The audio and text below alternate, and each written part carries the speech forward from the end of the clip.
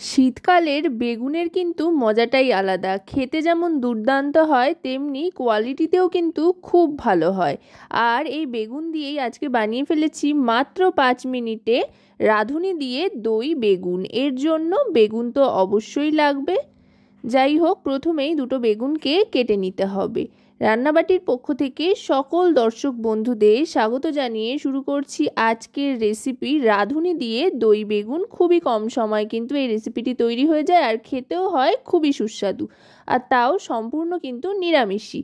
আপনারা কিন্তু এটা যে কোনো দিন তাই বানিয়ে খেতেই পারেন। এর জন্য প্রথমেই এরকম চাকা চাকা গোল গোল করে বেগুন কেটে নিতে হবে। এবার এই বেগুনের মধ্যে ভালো করে পরিমাণ মতো নুন, হলুদ গুঁড়ো আর লঙ্কা গুঁড়ো মিশিয়ে সেটাকে মেখে নিতে হবে। চাইলে আপনারা লঙ্কা গুঁড়োটা বাদ দিতে পারেন। আমি যদিও এখানে কাশ্মীরি রেড চিলি পাউডার ব্যবহার করেছি, তাই খুব সুন্দর একটা রং আসবে। মাখানো হয়ে যাওয়ার পর এবার দইয়ের একটা মিশ্রণ তৈরি করে নিচ্ছি। এখানে 100 গ্রাম পরিমাণে টক দই নিয়ে নিচ্ছি। এর সাথে এবার দিয়ে দিচ্ছি হলুদ গুঁড়ো 1 টিস্পুন পরিমাণে, রোস্টেড ধনে আর জিরে গুঁড়ো 2 টিস্পুন পরিমাণে, আর তার সাথে নিয়ে নিচ্ছি লঙ্কার গুঁড়ো, আর এবার নিয়ে নেব পরিমাণ মতো লবণ আর চিনি। এবার সবটা ভালো করে মিশিয়ে নেব আর এদিকে বেগুনগুলো ভাজতে দিয়ে দেবো এক এক করে। বেগুনটা কিন্তু খুব একটা বেশি তেলে ভাজবার দরকার নেই আর খুব বেশি কড়া ভাজা করারও দরকার নেই। হালকা ফ্রাই করে নেব। আর খুব একটা মোটা করে কিন্তু বেগুনগুলো আমি কাটিনি, একটু পাতলা পাতলা করেই কেটেছি। এরকম হালকা ফ্রাই করে নিতে হবে। আমি দুটো ব্যাচে কিন্তু সমস্ত বেগুনগুলো ভেজে নিয়েছি। এবার আরও খানিকটা তেল গরম করে নিয়ে, গোটা রান্নাটাই আমি এখানে সর্ষের তেলে করছি, তেল গরম করে নিয়ে এতে ফোড়ন দিয়ে দিলাম রাঁধুনি 1 টিস্পুন পরিমাণে। তারপরে দিয়ে দিলাম আদার কিমা, 1/2 ইঞ্চি পরিমাণে আদা কিমা করে দিয়ে দিলাম। এবার ভালো করে আদাটা ভাজা ভাজা করে নেব।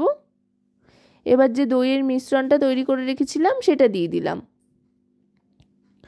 এর মধ্যে তো সমস্ত মশলা আগে থাকতেই দিয়ে দিয়েছিলাম, তাই আলাদা করে আর কোনো মশলা মেশানোর নেই। এটা এখন একদম লো ফ্লেমে কিন্তু ফুটিয়ে নিতে হবে। দইটা দিয়ে কিন্তু গ্যাসের ফ্লেমটা একেবারে লো করে দিতে হবে, তা নাহলে কিন্তু দই কেটে যাওয়ার একটা সম্ভাবনা থাকে। দই থেকে যতক্ষণ না তেল ছাড়বে ততক্ষণ পর্যন্ত কিন্তু গ্যাসের ফ্লেমটা লোতেই রাখতে হবে একেবারে। তারপরে দইয়ের থেকে তেল ছাড়তে আরম্ভ করলে গ্যাসের ফ্লেমটা মিডিয়ামে করে দিয়ে একটা একটা করে এই বেগুনের পিসগুলো দিয়ে দেবো যেটা ভেজে রেখেছিলাম। দেখুন দেখতে কিন্তু অসাধারণ হয়েছে, এখনই যেন মনে হচ্ছে তৈরি হয়ে গিয়েছে, তবে এখনও কিন্তু একটু সময় লাগবে, পুরোপুরি তৈরি হয়নি। এবার দিয়ে দিলাম দুটো চেরা কাঁচা লঙ্কা। চাইলে আপনারা কাঁচা লঙ্কা কুচিও দিতে পারেন, আবার এরকম চেরা কাঁচা লঙ্কাও দিতে পারেন, টেস্টে এতে কোনো ফারাক হবে না। এবার দইয়ের মিশ্রণের বাটি ধোয়া জলটা দিয়ে দিলাম। এতে করে কিন্তু রান্নার স্বাদ অনেক গুণ বাড়বে। আর এই রেসিপিটা কিন্তু একটু মাখো মাখো হয়, খুব বেশি ঝোল কিন্তু এতে হয় না। তাই যেটুকু জল এখানে দিয়েছি সেটাও খুব ভালো করে ফুটিয়ে নেব। এবার কিন্তু গ্যাসের ফ্লেমটা মিডিয়াম টু লোতে করে দেবো, মিডিয়াম থেকে। এবার এর মধ্যে দিয়ে দিচ্ছি বেশ খানিকটা ধনেপাতা কুচি। ধনেপাতা কুচিটা অপশনাল, যদি হাতের কাছে থাকে তো দেবেন, আর যদি না থাকে তো না দিলেও চলবে। এবার ঢাকনা চাপা দিয়ে দিলাম গ্যাসের ফ্লেমটা লোতে করে। এবার গ্যাসের ফ্লেমটা বাড়িয়ে দিয়ে ঢাকনাটা সরিয়ে নিয়েছি। এখন থেকে কিন্তু অসাধারণ একটা গন্ধ ছাড়তে আরম্ভ করেছে। এবার আবার একটু বেগুনগুলোকে উল্টে পাল্টে নেব আর একটু দেখে নেব যে ঠিকঠাক সেদ্ধ হয়েছে কিনা। বেগুনগুলো কিন্তু একেবারে নরম হয়ে গিয়েছে আর দেখতেও অসাধারণ হয়েছে, প্রত্যেকটার সাথে কিন্তু একেবারে মশলায় মেখে গিয়েছে। এবার গ্যাসের ফ্লেমটা অফ করে 1 মিনিট মতো স্ট্যান্ডিং টাইমে রেখে এটাকে সার্ভ করে দেব।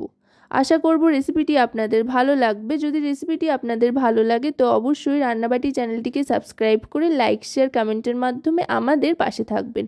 আর যদি রেসিপিটি আপনারা আমাদের ফেসবুক পেজ থেকে দেখেন তো অবশ্যই রান্নাবাটি ফেসবুক পেজটিকে ফলো করার অনুরোধ রইল। আজকের মতো তবে এ পর্যন্তই।